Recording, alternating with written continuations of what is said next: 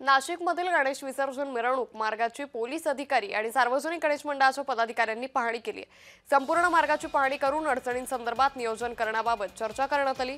DJ संदर्भात न्यायालयाने दिलेल्या निर्देशानुसार आवाजाची मर्यादा ठेवावी असं आवाहन पोलीस अधिकाऱ्यांनी गणेश मंडळांना केलंय।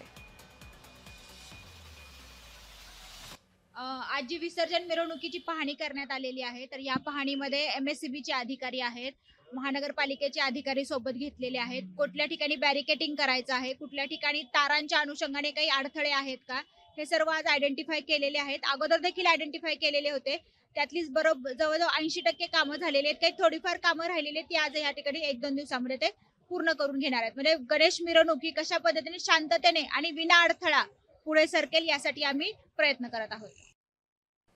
तर याचाच आढावा घेतलाय आमच्या प्रतिनिधी किरण गोटूर यांनी। जे वरिष्ठ अधिकारी आहेत ते पाहणी करतायत। संपूर्ण गणेश विसर्जन मिरवणुकीचा जो मार्ग आहे त्या मार्गाची हे सगळे अधिकारी हे पाहणी करतायत। खरं तर याच मार्गावरून गणेश विसर्जन जे आहे ते मिरवणुका निघतात आणि याच मार्गाची हे सगळे अधिकारी आज पाहणी करताना आपल्याला बघायला मिळते। काही अडचणी आहेत त्या अडचणी सोडून देऊ एक अशा पद्धतीचं माहिती जी आहे त्या अधिकाऱ्यांनी दिलेली आहे।